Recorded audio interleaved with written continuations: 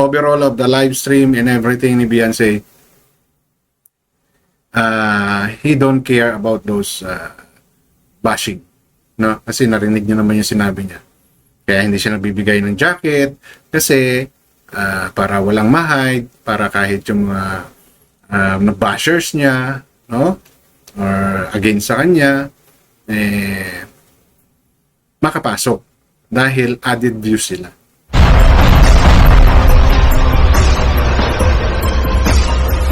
So the long wait is over, no? At nakita naman na po natin na itong si Beyonce ay nag-live na, no? Yun nga lang, samot-saring mga opinion ang ating mga narinig at ating mga napanood sa iba't ibang klaseng vloggers, no? Mga anti at mga pro Kalingap, no? And ang inyong abang lingkod ay magbibigay po ng sarili ko ring opinion.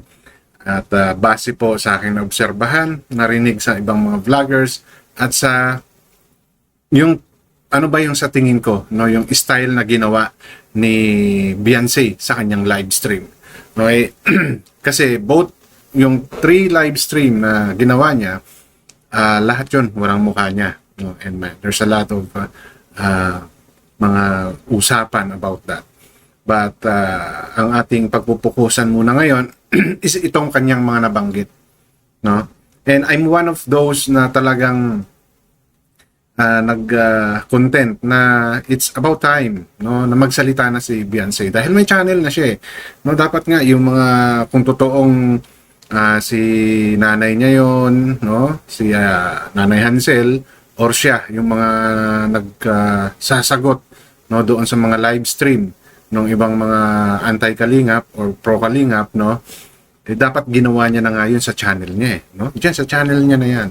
And mas makakatulong yun, no?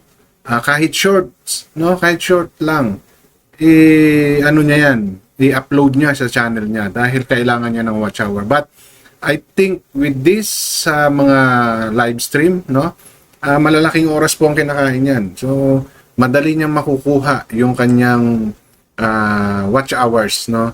And maybe with these 3 videos, kayang-kaya nang kunin yung watch hours.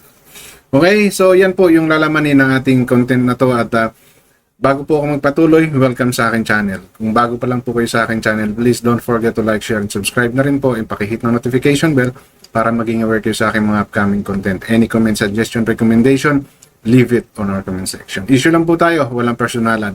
Matuto po kayong mag-fact check para hindi po kayo mapagsabihang fake news. At bago po ako tuluyang magpatuloy sa aking gagawing reaction, inuulit ko po, isa po akong reactor. Wala po akong pinapanigan.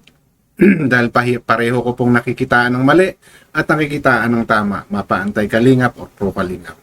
Ang aking mga sinasabi ay based sa aking naintindihan, naunawaan at nababasa. And of course, sa sarili kong conclusion, no?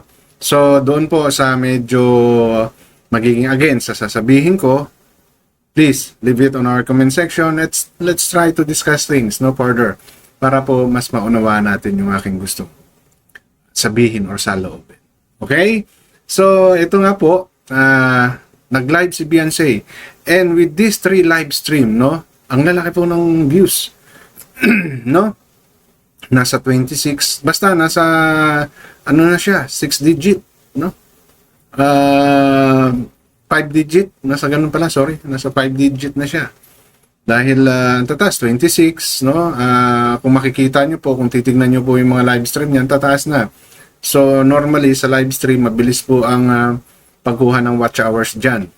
And if watch hours yung target ni Beyonce, no, okay po yun. Maganda po yung ginagawa niya na mag-live stream siya.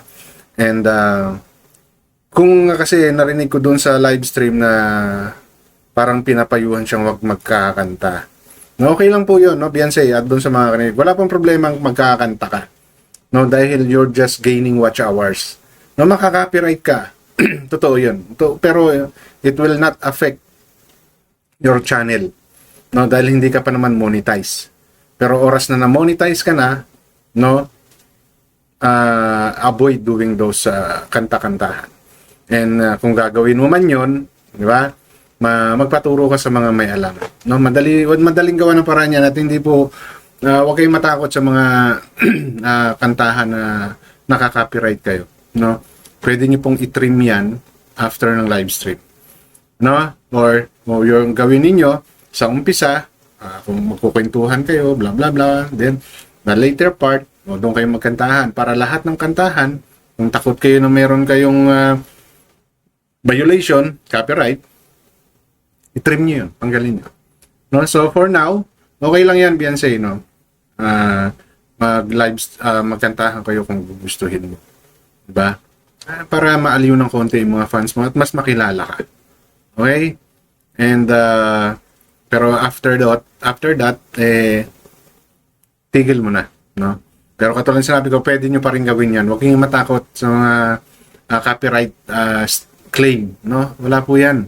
Hindi nyo po masyadong intindihin yung mga yan, no? Kasi kung mga kanta-kanta lang yan, hindi siya makaka-affect sa channel natin. Okay? Talking based on my experience yan. Okay? Hindi po sa pagmamayabang yan. Alright, so ito, puntahan natin yung mga yung live niya, no? Yung latest live niya na may mga sinabi siya na para sa akin nakakatuwa at that's the reality, no? That's the reality. Okay? So ito. Maganda ganito, walang moderator, walang pang-hide para maraming viewers. Yes, Ma'am Mary Ann, thank you. Hindi po muna tayo mag-moderator para madaming basher po. Kaysa po sa iba mapunta yung basher, dito na lang sa akin. Kaysa po baga sa ibang mga nagre-reaction video po sa akin dyan. Dito na po kayo pumasok, yung mga basher ko dyan. Okay? So, yung sinabi niya ni Beyonce. So she's very aware, no, sa nangyayari. Alam niya yung mga bashers niya, yung mga taong ayaw sa kanya, no? And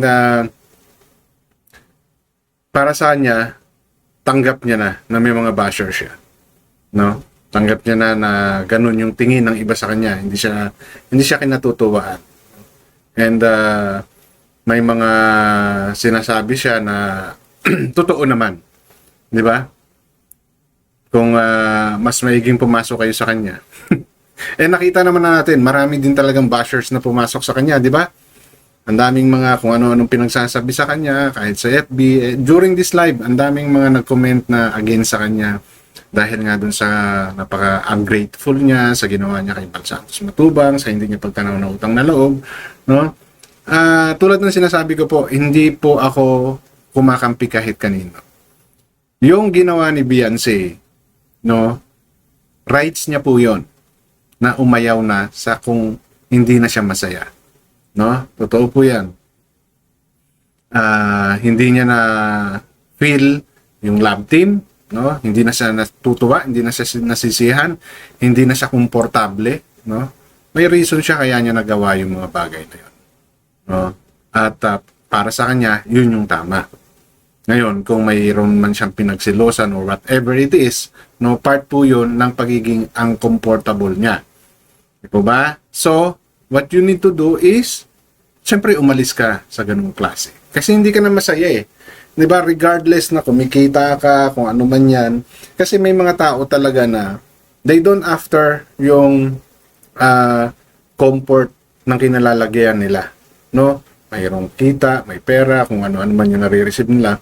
As long as they feel violated, no? Yung personal space nila, yung pagkatao nila, talagang hindi nila sinasaalang-alang yun. Kaya understandable yun sa part ni Beyonce. But ang hindi ko lang kasi nagugustuhan or hindi ko lang magets is hindi niya pinaniwalaan or hindi siya nagpaliwanag ng maayos kay Kalinga Prab. No, yun yung sa akin. Wala siyang dapat na inintinding kahit sino, no, reactors ng Kalingap, no, even Bal Santos Matubang, no, kasi siya ay under kay Kalinga Prab. Si Kalinga Prab ang tumutulong sa kanya. Oo, nagbigay si Bal Santos, part siya ng sponsor. He can be considered as part of the sponsor kasi kanino ba idea yung Kalingap Angel? Diba kay Kalinga Prab? So, she should listen kay Kalinga Prab. No? Yun yung punto ko doon. No? Nire-respeto ko yung naging actions ni Beyonce sa pag-alis niya. Pero dapat binigyan niya ng malaking respeto si Kalinga Prab. No? Hindi niya inintindi yung mga sinabi ni Bal Santos, ng mga reactors, no? She should stick, no, doon sa napag-usapan nila ni Kalinga Prab. Now, if she feel, no, na hindi niya kaya na, di ba? Better ask or tell it to Kalinga Prab face to face. Yun yung sa akin. Yun lang yung regrets ko sa naging action ni Beyonce and the family. Dapat kay Kalinga Prab sila nagsabi.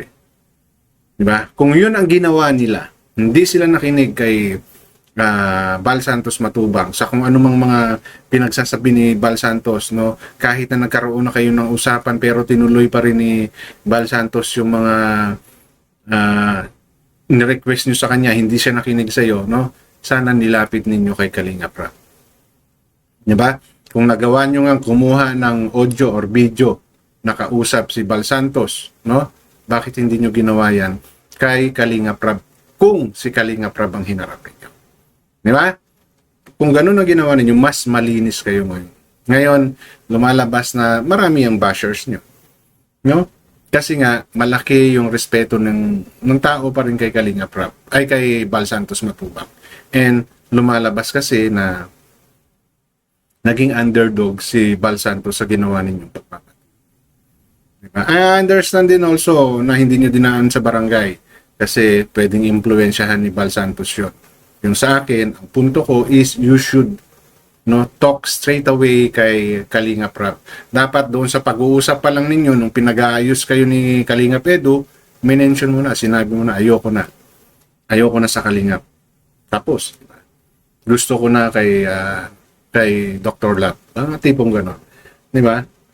So, dito, sa live na to, nakita naman natin na hindi siya affected na. No? Hindi na affected dito si Beyonce dahil sa mga sinabi niya na yun.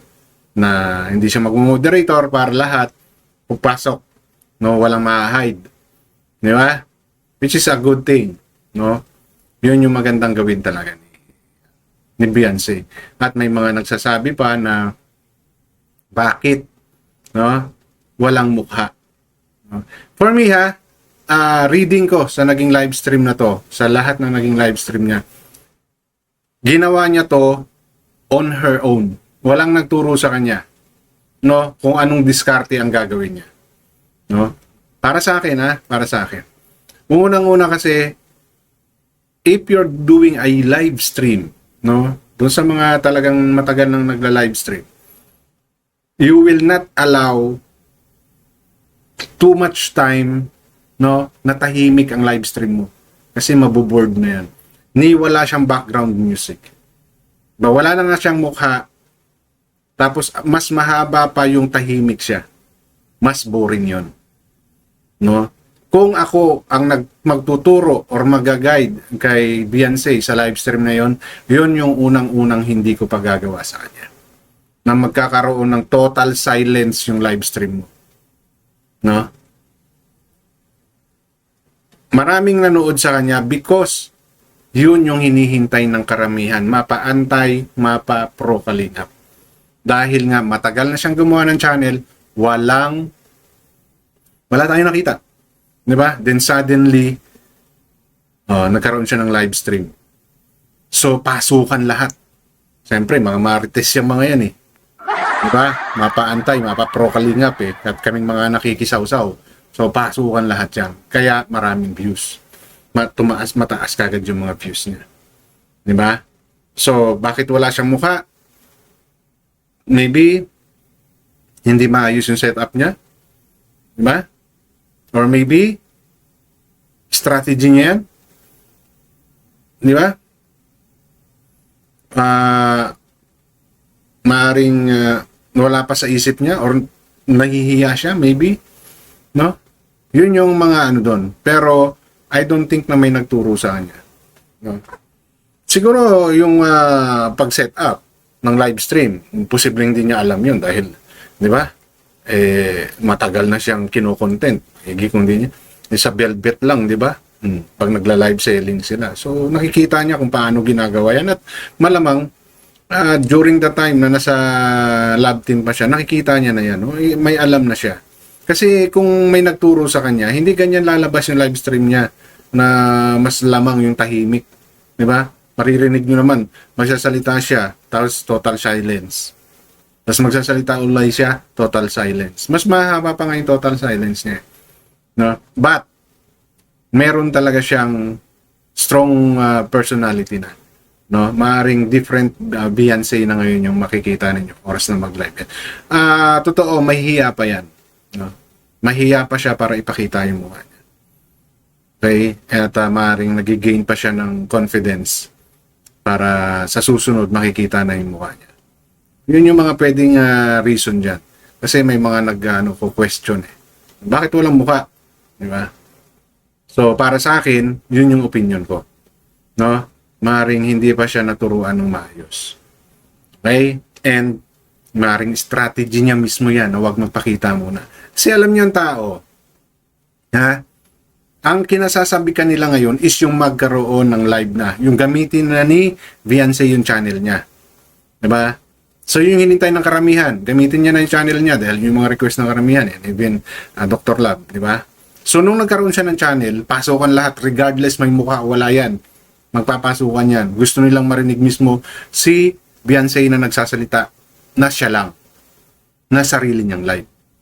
Diba? Kasi nakikita naman natin, nung panahon na may love team pa, nandiyaran si Edo, nandiyaran si Kalinga Prab, mayroon, kumbaga may sumasalo. Diba? So, ang tao ngayon, yun yung tiningnan. Yun yung gusto nilang makita, marinig. So, kaya kahit walang mukha, no, ang daming pumasok. Pati mga marites, pati yung mga pro Kalingap. Diba? Same thing with the second live, hoping na makita na yung mukha ni Beyonce, pero wala pa rin nakita. Same thing with the first vlog, first live, pero marami pa rin nag-aabang. Yeah? So, pwedeng strategy yan para hindi panawaan. Ngayon, we don't know, baka pag siya na-monetize na, saka siya magpakita ng mukha. Diba?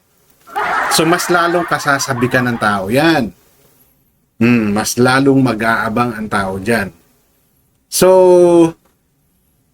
yung hindi niya pagpapakita ng mukha, maybe it's a part of her strategy. We don't know. I don't know. I'm just giving some ideas. No?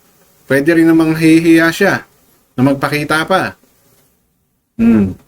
Dahil nga maring sa sinasabi ng iba. But I don't, kasi mga sinasabi ng ibang mga nagko-comment, nahihiya siya kasi wala na siyang mukhang ihaharap, and baka kung ano sabihin sa kanya, baka tumaba na siya, bla bla bla. So, doon pala nakikita ninyo, di ba? Dahil sa hindi niya pagkapapakita ng mukha, maraming speculation, pero curious pa rin sila.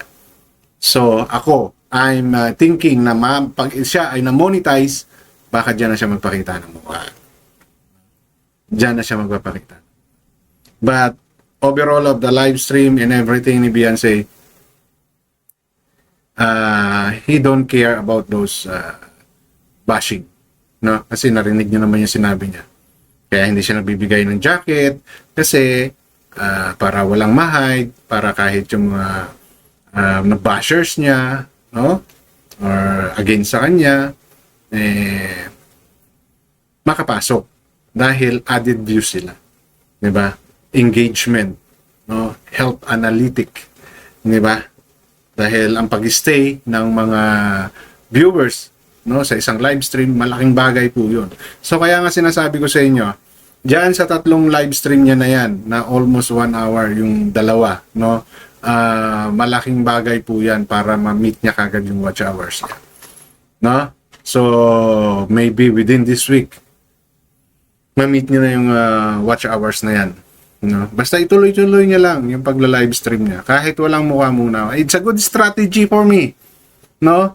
It's a good strategy. Kung ako yung mag-advise kay Beyonce, I will tell her, continue doing that until na maging na namamonetize ka. And pag na-monetize yan, I'll assure you, no?